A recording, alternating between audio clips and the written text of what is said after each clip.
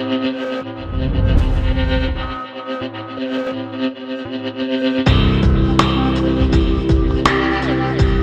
was angry that they dared to even place this in the hands of my 5-year-old son. I never thought that my rights as a parent would be taken away from me. They thought it was such an egregious situation, they did an emergency removal of this boy. The heartbreak of moms and dads around the country is becoming universal. Community groups have rallied on behalf of the family, saying parents should decide their children's medical treatment. It's a parent's duty to control and direct the upbringing of their child. If American parents knew, they would be horrified. Objection overruled.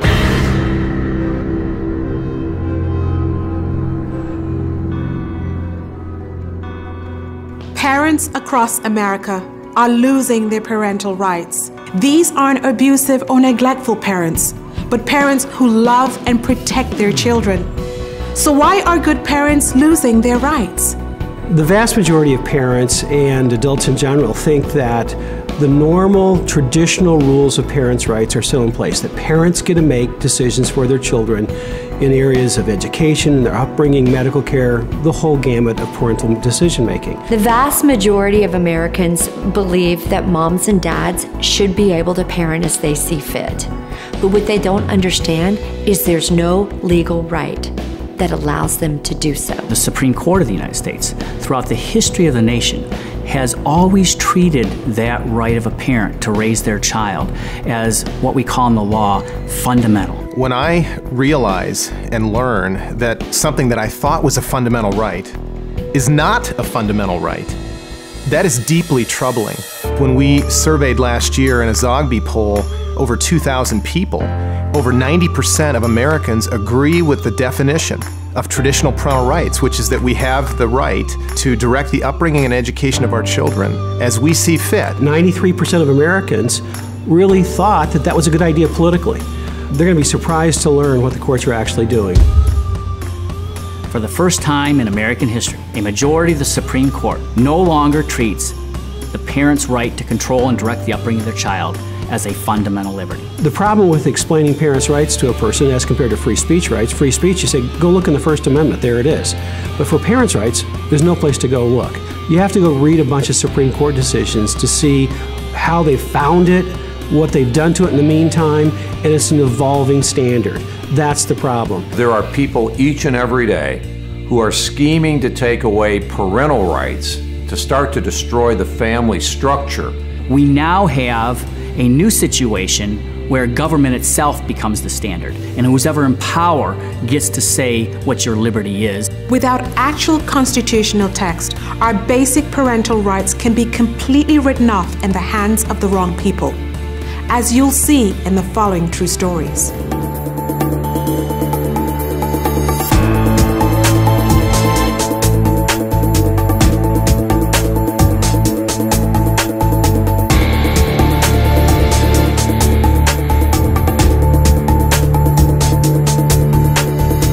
I was sitting in my office in Nashville, and I got a call from a constituent named Sid Dartery.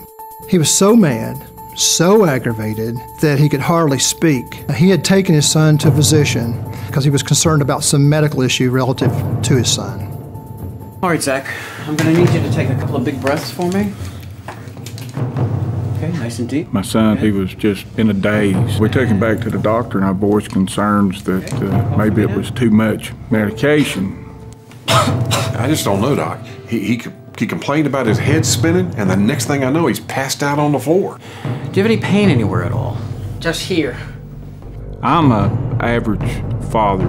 I love my family. I love my wife. I love my children. I never thought that my rights as a parent would be taken away from me. As a dad, I can relate to Sid. He simply wanted to know what was going on with his son. He had been taking different medications. We were concerned that he was being over-medicated. You know, Doc, he didn't start passing out until you upped the dosage on those medications you put him on. I'm afraid this appears to be something else. The doctor, during the course of the examination, decided that he should go ahead and drug test him because some of the symptoms they saw were suggestive of possible drug use. And he asked about doing a drug screen, and I said, yeah, that'll be fine. I suggest you do a drug screen just to be sure. I'm okay with that. And he said, oh, by the way, I cannot get the medical records to my son without his permission because the law says so. He has to give us permission for those results? Children are entitled to medical privacy. We cannot release children's medical results to parents. The doctor, quoting federal law, made it very clear that he could not release the results of the drug test to the parents. You're saying that wait a minute. I'm only following protocol. I have to ask my 13-year-old for permission. I'm just following federal guidelines. This is his right. We're his parents. What about our rights? We have the right to know if our son's health is in danger. Come on, son. Let's go, Zach. We're only following federal guidelines, Mrs. Doherty. How could somebody tell me that the law says that a parent cannot get medical records of their minor child? We paid for those drug tests. It's not right. It's outrageous. It's offensive to think that that would go on. Federal guidelines. That's not right. Absolutely unreasonable. These You are are federal being guidelines that unreasonable. I have to obey. You don't talk to him, doctor. You talk to me. And we, his mother and I, want those lab results. I can't do that. The only way I can release that information is if your son gives me permission. It's the law. Then the law is wrong, doctor. There are people in America that would say this is just an isolated case. However, the physician was quoting federal law. Sid Daughtry's case is not just an isolated story. It's happening in America every day, all around the country. One thing that very much concerns me is the subtle way in which parental rights are being eroded. What's amazing to me is the parents that I talk to just don't seem to believe that our country could be infringing upon the rights of families and parents as much as they are. In the medical field, this happens frequently. And it's not just in the medical field, but this also happens in the area of educating our own children.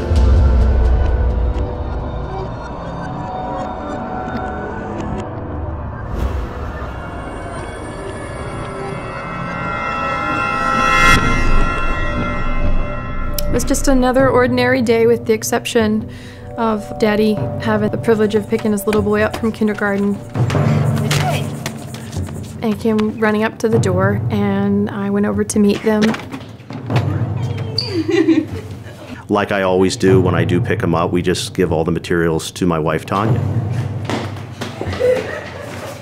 So Dave handed me Jake's things. I looked at what Jake had brought home. It wasn't just his book bag, it was also another book bag. What I read on the front of the book bag, I was a little perplexed by. I took Jake's belongings on into the kitchen, took a closer look at the additional thing that Jacob had brought home. Tanya got into this book bag and called me over to show me what one of the books was. Dave, where'd you get this? Jake had it at school. Why? Jake, honey, who gave this to you? Miss Johnson. I'm realizing this material has somehow been deemed appropriate to even be placed in my 5-year-old's hands. What in the world? It was a book meant to introduce and normalize homosexuality. This is about introducing to my child sexuality issues at a very early age. And they teach this in kindergarten? Even before he's introduced by his parents. It's just a child, Dave. I just could not believe that they were doing this in kindergarten. And I was worried. I didn't know. I didn't know what other discussions had taken place. What else are they doing in that school? We decided to email the teacher. Hey, Tanya, can you read this and tell me what you think? Tanya and I thought it absolutely necessary to make it clear to the teachers and administrators of that school that it is our parental right to be able to be notified when they're doing this to our children and have the option to opt our children out. Jake can't even tie his own shoes yet. The principal agreed to meet with us the following Friday. I think you're both misinformed. These school materials have nothing to do with homosexuality, but with family. She basically directed us to a gay, lesbian, straight educational network workshop. Go to this workshop. That's entitled How and Why to Talk to Your Children About Diversity. It'll get rid of any wrong preconceptions you have about what we're doing. We did not know what we were getting into at this point. The evening came for the GLSEN workshop. Thank you so much for coming tonight. When the workshop leader came in the room, the first thing he said was, I could talk to you about diversity, but tonight, I've decided to talk about homosexuality. I don't want to discuss heterosexuality and homosexuality or the comparisons between the two at this early age, and they made it very clear that they've decided to introduce this to young children, and they were willing to do it behind the backs of parents and without opt-out. Let me show you what's going to be happening around here over the next few weeks. I was very worried. Not only was my mind racing, wondering what could possibly have already taken place and what their plans were to accelerate these discussions and presentations to our 5-year-old son. We're going to be putting more educational materials like this in every classroom. Indeed, this is now something they're going to be rolling out more and more. So after we fully understood what they planned to do with the children, we went to the principal. I wanted to catch you before you leave and let you know that we've both decided that we still want Jake opted out of these lessons. And we'd like to have parental notification in advance if something like this should come up again. I'm afraid we can't do that. They would not accommodate at all.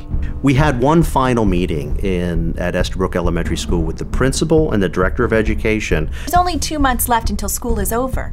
All we're asking is for you to make an exception for one child. Just one child. All right. That sounds reasonable.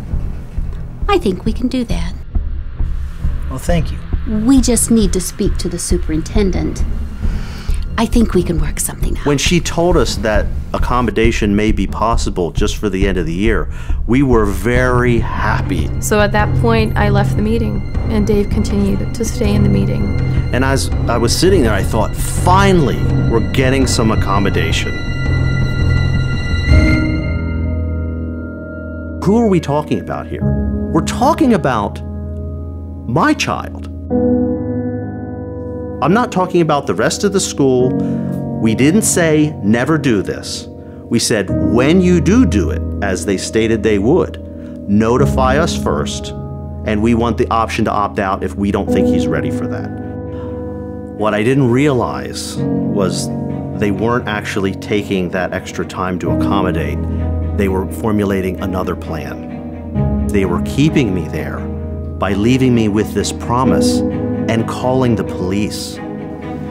It looks like we're getting somewhere. Really?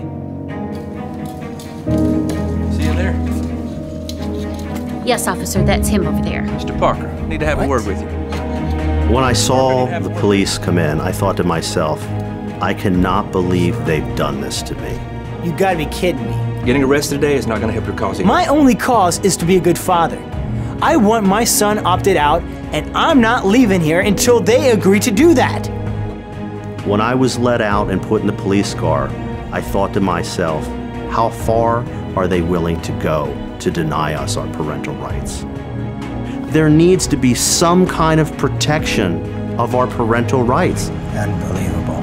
Any form of authority which undermines the interaction and the guidance of a parent for their child has to be stopped. Parents need some form of protection because this type of thing is happening more and more and more.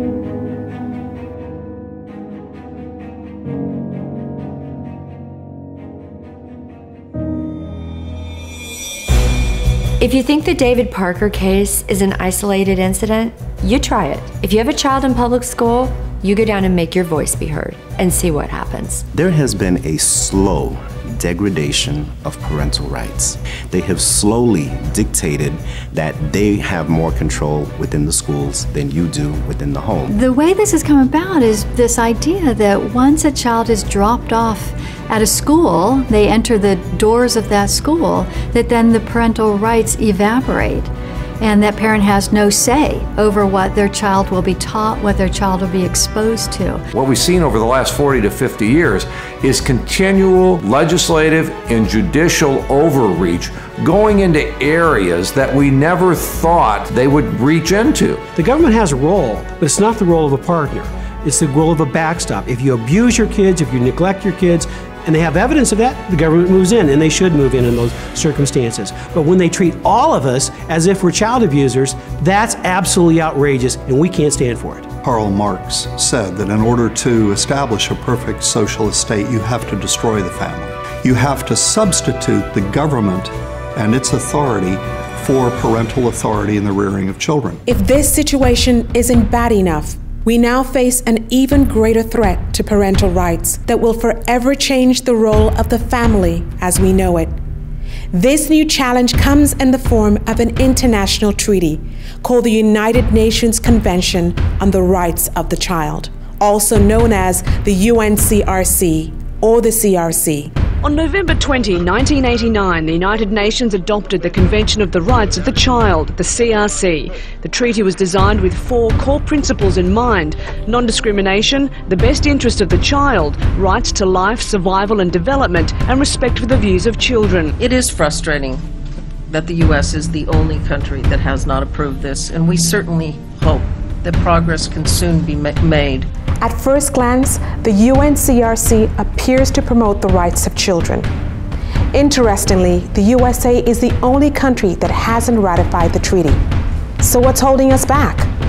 Some people think there is nothing wrong with the treaty because it is there supposedly to protect children. But there are parts of the treaty that are very, very dangerous. For example, one says that any government action involving children and parents must be made in the best interest of the child. The second provision says that a child's view should be taken into consideration side by side with a parent's, and that the child's view should be given due consideration. And this is especially true as the child gets older. What this means is anytime there's a conflict or a dispute between a child and the parent, a government bureaucrat gets to decide what is in the best interest of the child instead of the parent deciding what is in the best interest of the child. One of the things the Convention on the Rights of the Child states is that children have the right to access any media or any information that they want. It also means that a predator has the ability to access children through the internet, and that parents have no right to protect their children. So this treaty that purports to give rights to children really makes children more vulnerable to being exploited and abused. The UN Committee on the Rights of the Child is composed of 18 experts from all over the world. One of them is from Uganda. Uganda, in the last year or two, has a bill in its legislature where they're trying to decide whether honor killings should be against the law. An honor killing is a girl gets raped, and to bring back honor to the family, they kill the girl. That's clearly against the UN Convention on the Rights of the Child, yet they've got a person sitting on this committee whose country can't make up its mind whether or not honor killings are acceptable. This is not a convention on the rights of the child. This is a convention on the stripping of rights from American parents and parents all over the globe. Let's look at some of the countries that have adopted the UNCRC. In Holland, children start sex education at age 4. In Sweden, homeschooling is illegal. Do it and you'll face criminal charges and risk having your child removed from your home. In Belgium, doctors can terminate the lives of babies under a year old if they feel the child is somehow disabled or deficient. In 16% of cases, they didn't even ask for the parents' consent. A fit, loving parent who cares for their children is now put in the same position as an unfit, abusive parent under the provisions of the UN Convention on the Rights of the Child. The convention is sufficiently vague, gives sufficient power to government, and could be misinterpreted by judicial bodies to interfere with parents and their parental rights. And even if the UNCRC does not get ratified by the US Senate in the near term, a clear trend is emerging that should greatly concern parents. Federal courts in the United States are increasingly using international sources to guide their decisions, applying what's known as customary international law. This is all happening largely under the radar and helps advance the objectives of the UNCRC. What they can't get the American people to agree to, they can pass in piecemeal form through state legislatures.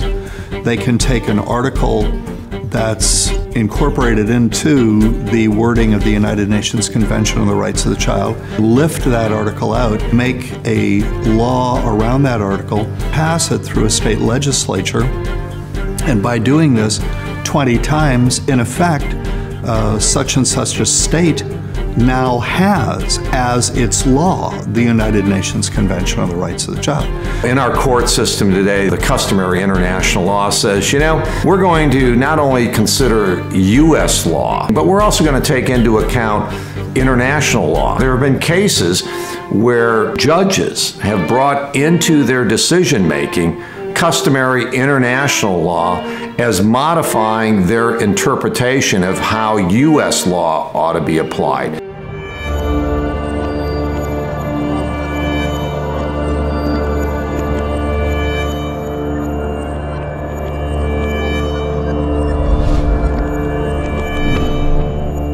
If you want to have a perfect example of how the Convention on the Rights of the Child would be implemented in the United States, Washington State did an experiment for us in the 1980s by passing a state law that contained the core provisions of the treaty. The Best Interest of the Child standard was enacted, as well as the child's wishes must be adhered to standard. There was a 13-year-old boy who had been counseled by officials who came and explained to him the new children's rights provisions of the law in the public schools. And thinking about that new law, he went to his public school counselor and said, "I don't like the fact that my parents take me to church 3 times a week. I'm tired of them telling me what to do."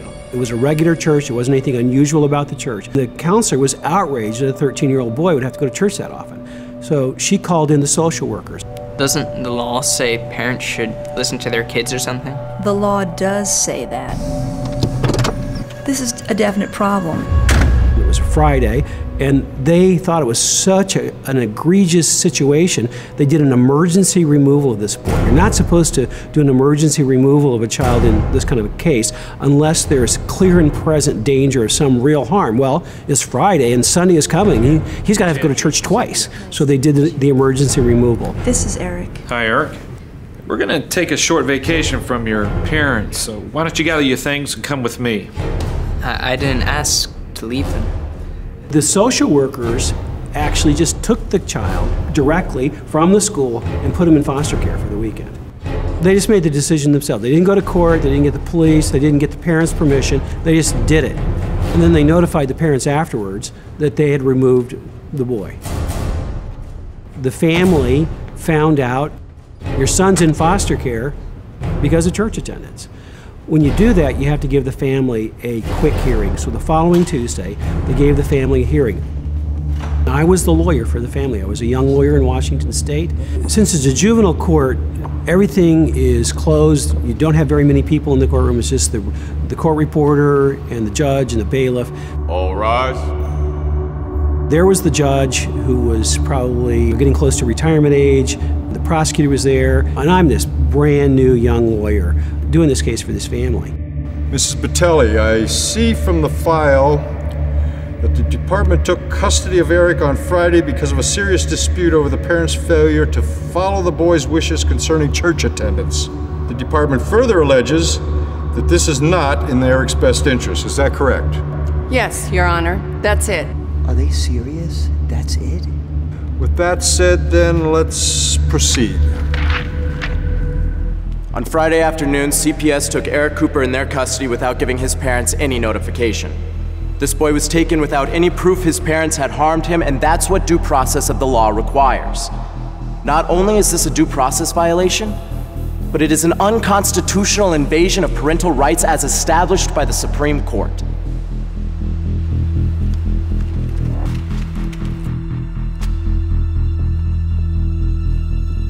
My young opponent may rely on some old cases, but the controlling authority are the new statutes in the state of Washington, which require that the child's wishes be consulted in all matters concerning his welfare, and that the best interest of the child be the controlling principle. That is what we are here for today. Not for parents' rights, but so that you may decide what you believe to be in the best interest of this child in light of his desires and his wishes. Eric believes that his parents are imposing their religion upon him in an excessive manner. Listening to the child is almost always in the best interest of any child of this age, especially when it comes to things like religion. Too much church is not in Eric's best interest. It may lead to depression and other serious, tangible harm if we do not listen. Your Honor, since when is church attendance considered to be harmful? Yes, the legislature passed this new law, but nowhere does it say that the CPS has the right to take over decisions on church attendance. The CPS is way outside of their jurisdiction here. This is a parent's choice. That is the law. That may have been the law, Your Honor, but the new law clearly states that the parent needs to adhere to the child's wishes, and the defendant's wishes are in direct conflict with my client's wishes. The mom and dad were obviously very nervous, very upset, scared. The judge listened to both sides, but it's pretty obvious he is fairly irritated. So, you have no choice? No, I don't. They make me go with him to church 3 times a week. And this makes you feel isolated and depressed? Objection, Your Honor. Pleading. Objection overruled. Proceed.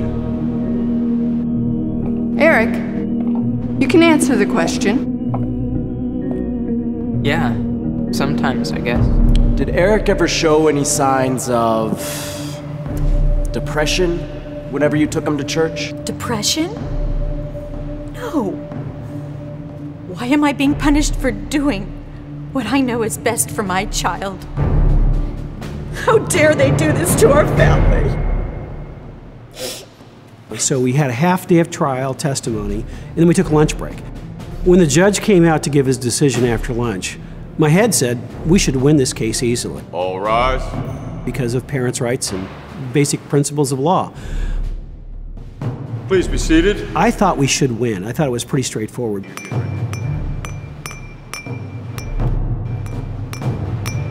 If you ever wanted to see a perfect example of how the UN Convention on the Rights of the Child would work in this country, what the judge said is absolutely classic.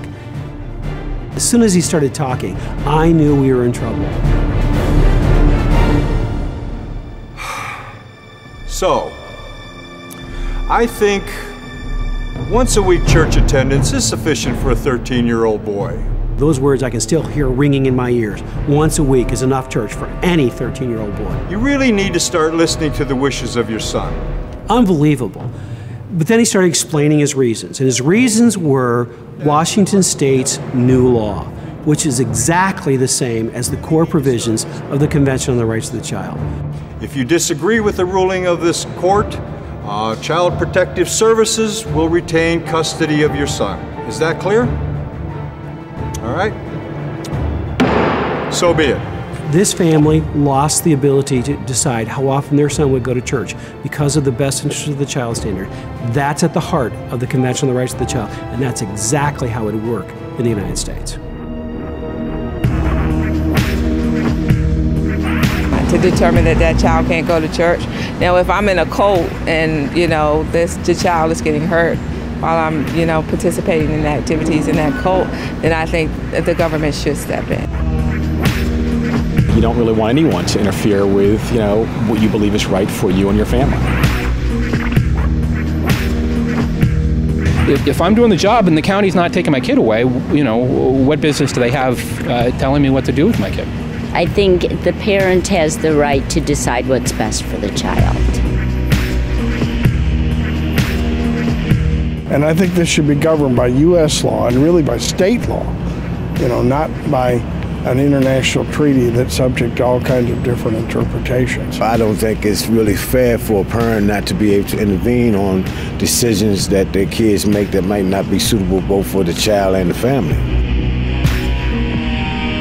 The two core principles of this Washington state law are almost word for word the core principles of the Convention on the Rights of the Child. Washington state subsequently changed them because of so many bad cases like this one. We don't have to guess how this treaty would work. We know how it will work, and it's terrible. The U.S. government should not be in the business of giving these rights in this latitude to the UN, an organization that only too recently had Libya as the chair of the Human Rights Commission. Give me a break. The rest of the world doesn't treat treaties the way we do.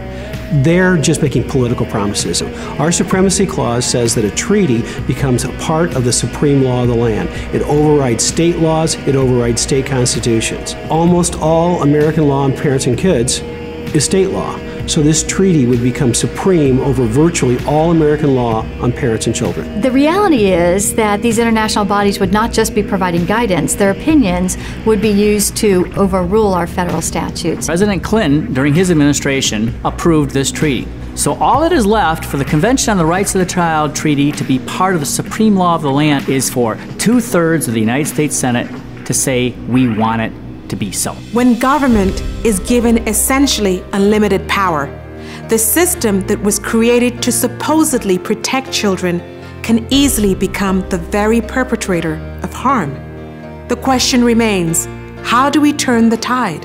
If we're going to protect parents' rights once and for all, we've got to put it into the text of the Constitution itself. This generation has to fight to preserve and protect parents' rights in the Constitution of the United States so that our grandchildren and great-grandchildren can have the protections they need to be successful. The Parental Rights Amendment is an effort to put the traditional legal standards of parents get to make decisions for their kids into the actual text of the Constitution. There are 3 sections that do 3 simple things. The first section says parents have the fundamental right to make decisions for their kids. The second section says if the government's going to try to invade your rights, they've got to have clear evidence to do so.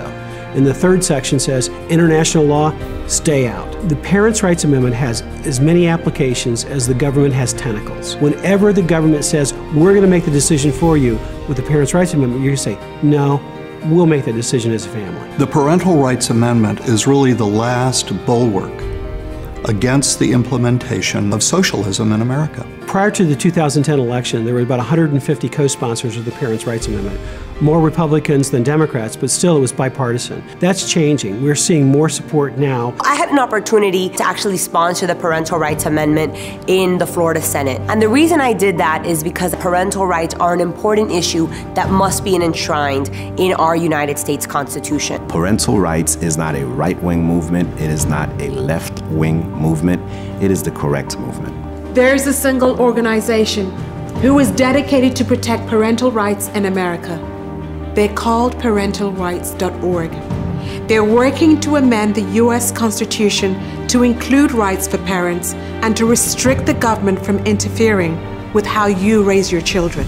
It's an organization that was founded specifically to do this one thing, which is to pass a parental rights amendment to the U.S. Constitution. I am a mother, and I'm not a political activist. As a parent, I could lose my rights to raise my children.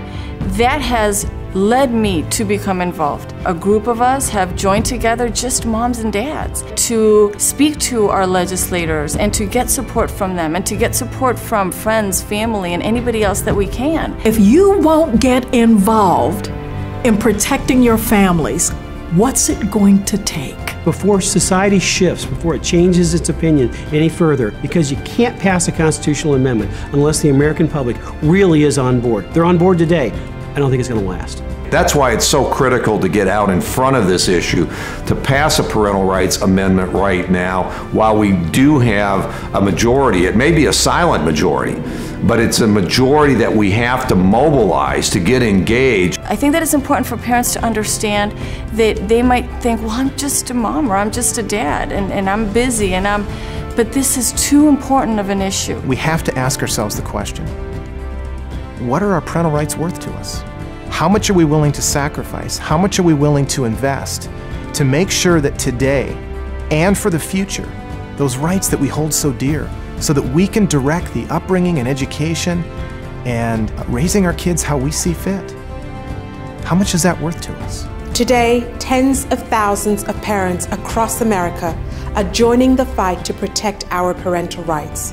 If you want to protect your rights and the rights of other law-abiding parents from being overruled, then join us by signing the petition in support of the Parental Rights Amendment, which you will find on our website. Once you've signed the petition, There are many other ways you can help. Tell others about the amendment.